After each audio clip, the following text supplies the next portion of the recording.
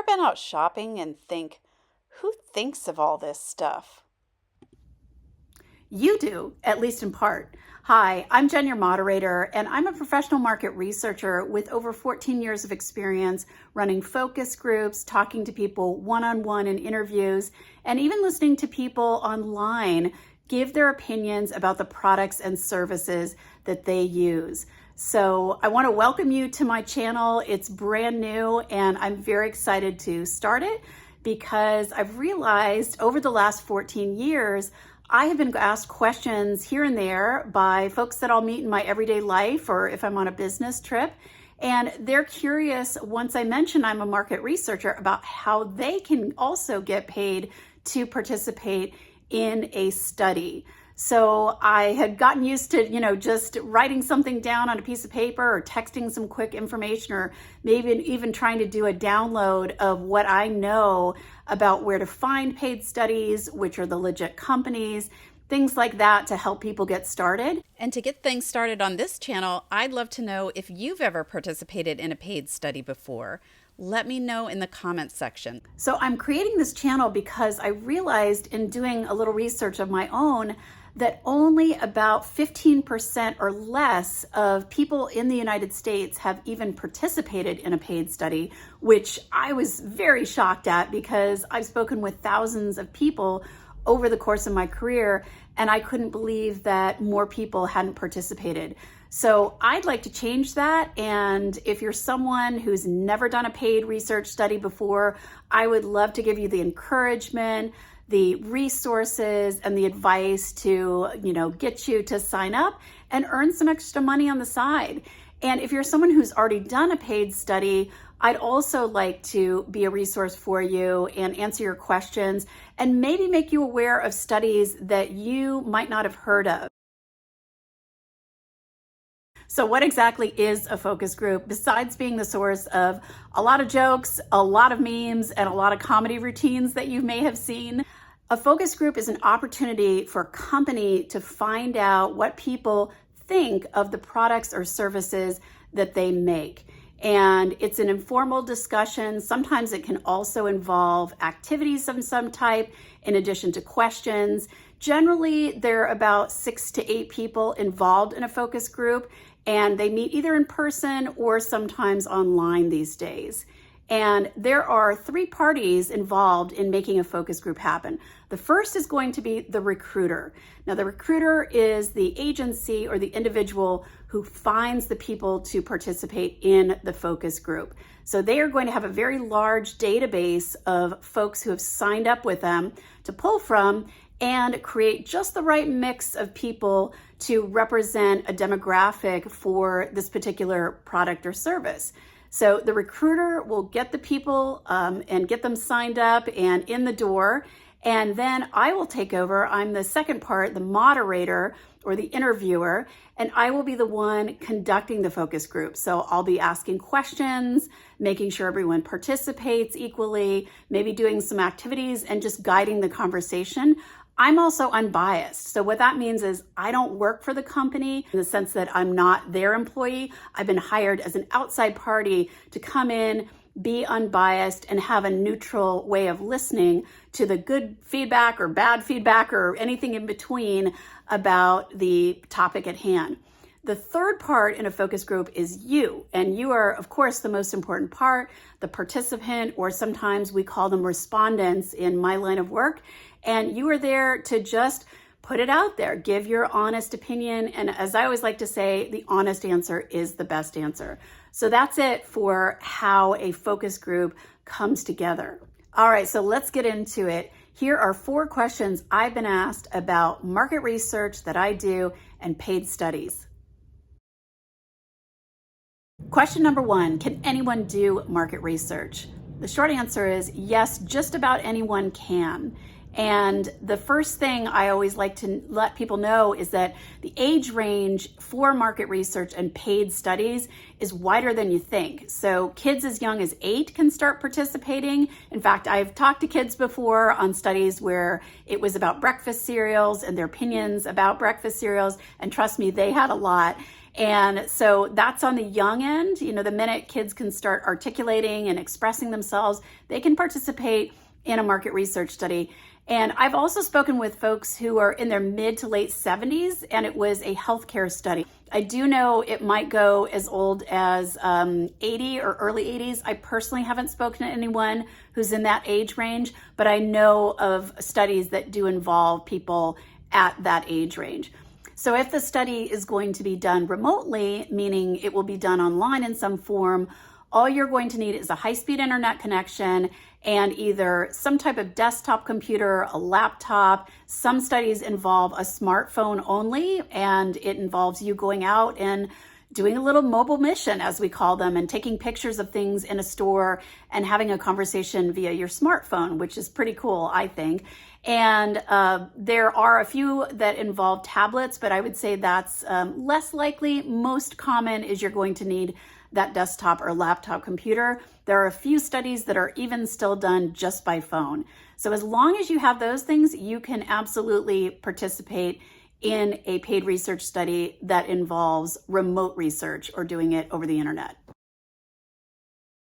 Question number 2, where do you find paid studies? And there are a lot of ways to find them. I always start by telling people to just search it up, get online and start searching for the terms that will connect you with paid research studies. So you can use a variety of terms. I'm going to put some up here on the screen right now so you can see them. Paid studies near me, get paid for your opinion, paid market research, paid focus groups, participate in focus groups. These are all common terms that are used. And you can even go on ChatGPT and type in something to the effect of, hey, can you help me find paid market research studies in my area? So that's a great way to do it as well. The other place to look is on your socials. So social media is a place where recruiters will absolutely be reaching out to people like you to participate in paid studies. So I would look at doing searches similar to the ones that you might do just online in general, on Facebook, on Instagram, on TikTok. There are a lot of advertisements and sort of heads up that companies will put in social media to let you know about when a study is coming up, and they'll use a graphic to go with it. So you can have just an image that will include the basic information about how to get involved in the study. So another great place to look is Reddit. And Reddit has some subreddits that are dedicated just to paid studies. So I would look at things like either paid study or paid studies. I've even seen paid studies mentioned under subreddits called beer money or side hustle. These are all good places to look. And you will see some of the major market research companies advertising on Reddit as well. The other nice thing about Reddit is that people are sharing their opinions about their experience with that particular company and letting you know, was it a legit experience? Did they get paid on time? So I'm a big fan of Reddit because it allows for a lot of conversation that goes in depth about people's experience with the market research and the paid studies that they did. Question number 3 is, how much can you make doing a paid study? The answer is, it depends. So here's what it depends on. There is the quick answer, which is anywhere between $50 on the low end to over $1,000 on the high end. And I've seen some studies that go as high as $5,000. So that's the very quick answer. If that's all the information you want, then you can skip forward in the video from here. But if you want to understand why and the breakdown, I wanted to provide more details for you. So if we start all the way on the lower end, $50 or somewhere between $50 and $75 typically is going to be a shorter, maybe a 30-minute interview, most likely. Most of the time, it's not going to involve any kind of travel. You can do this online. And then we jump up to the next spot, which is going to be $100 or more. Typically, this will involve an hour to focus group or interview. It might be an online community where you're logging in to a website over the course of a day or so to answer some questions in an asynchronous manner. So you can answer them when you want to, but it might be a day or two. Also, mock trials often fall in this category. And $125 is a very common amount to earn. And these types also may be in person or online. Now, when you start getting into a higher amount, maybe $250 or more, you're going to be looking at a longer interview time. It might be 3 hours or more, multi-day, even beyond a day or two. It might be 7 to 10 days. There may be multiple parts or phases. So there could be just a one-on-one interview and then a focus group or vice versa. Oftentimes, there's also pre-work involved. So pre-work is an activity that you're asked to do before the study actually starts. And it might be something that takes you maybe half an hour to do, kind of a diary you might keep or a collage. And that cost is also something that's factored into the amount you're going to earn. So it also might involve product testing, and in some cases you get to keep the product. So that's an extra bonus that has a dollar amount, and that is also something that you can kind of include in your compensation if you want to think about it like that. Also, at that $250 range or above, many times it might involve a study that is focused on a medical diagnosis or a health condition. Those folks, depending on the diagnosis, can be harder for a recruiter to find. So if you have a certain type of diabetes or some other type of medical condition, those folks can be harder to find. So they are going to receive more money because of that factor. Then we get into the highest range of compensation for a market research project or a paid study.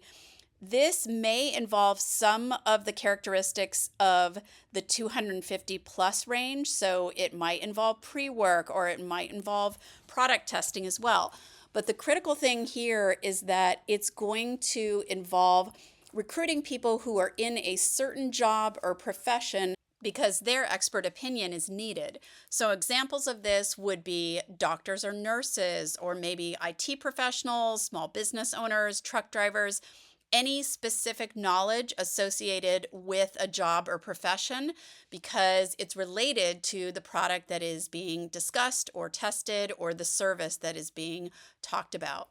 Another example at this price point is a specific small niche of people. So maybe it's luxury car owners who own some type of very rare model of car, and there's only a small amount or a handful of these people. So it's harder to find them. It's maybe harder to get their time, and as a result, they'll be paid more. So that's a breakdown of all of the price range.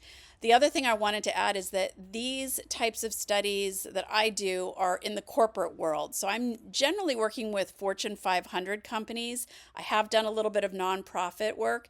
And so it's important to know that if it's a university study or a nonprofit, or maybe just an individual who's doing the research, it might be lower than these prices because these are definitely for Fortune 500 types of companies. And the other thing is these are all US dollars, and that's what I'm factoring in here in terms of the payment. All right, so I hope you're excited by seeing how much you can earn in doing a paid study. Just keep in mind that these are examples. There will always be some exceptions to the price range here, and this is just meant to provide a good overview for you about what to expect. Okay, so the fourth question I haven't asked is, what's the secret to getting picked? And my short and sweet answer to this one is be honest. And when I say that, I am doing that with your best interest in mind. I want to have your back, and I want you to make the most money possible over the course of your life in doing paid research studies. So I'm going to tell you a story about why it's not a great idea to fib or fudge the answers that you're giving either when you sign up to participate or when you're in the study itself. And this has happened to me more than once, unfortunately, when I've been moderating. But most recently, I was interviewing a woman in Chicago who was involved in a study that we wanted to do on over-the-counter cold and flu medicine. And she got signed up and said that she purchased certain brands, certain types of cough and cold and flu medicine. And this was a study where I went to her home, and she knew that that was going to happen. We told her ahead of time. I also told her that we'd be doing a medicine cabinet tour, meaning that I would go into her bathroom and she would show me the products that she said that she was purchasing and using. So I get there and we start talking. We go into her bathroom. She opens up the medicine cabinet, and then, I looked at it and I thought, oh boy, she has not purchased anything that she said she had. She had one bottle that was kind of spider webby looking, and it looked like she hadn't used that in probably 5 years. And it was a generic brand. It was not helpful in any way. And it was just very, very awkward for her to try and come up with information on the fly with the questions I was asking her and make sense of something that you couldn't make sense of, which is that she really wasn't buying any of the things that she said she had been. So what happens then after this occurs from my standpoint? I will go back to the recruiter and say, hey, I just spoke with someone and I'm not sure how they qualified, but they shouldn't have. The recruiter will then most likely ban that person from ever participating in a study again because they were dishonest. And in many senses, we now consider that fraud because you're misrepresenting yourself. So if you're someone who's done this before, no judgment. I understand we all want to make a buck here and there, but I highly recommend you not do it again, because if you get banned, you're going to miss out on all those dollars in the coming years from that company. Is it worth the risk? I don't think so. So the best way to do it is just give your honest answers about, who's in your household, the money you make, what you buy or don't. So hopefully this little tough love moment was helpful to you so you can understand what goes on behind the scenes for people who misrepresent themselves. And that's not going to be you, because I am going to tell you there are plenty of studies out there that you can qualify for in a way that's on the up and up, and I'm here to help you do that. So my area of expertise is in paid studies. They are what I know and do best, so that's what I'm going to focus on, are the studies versus the surveys. There is one other type of paid study that I won't be covering, and these are clinical trials. You may have heard of these before, but essentially these are medical studies that require the supervision of a doctor or nurse because they involve testing of a new medical product or pharmaceutical product.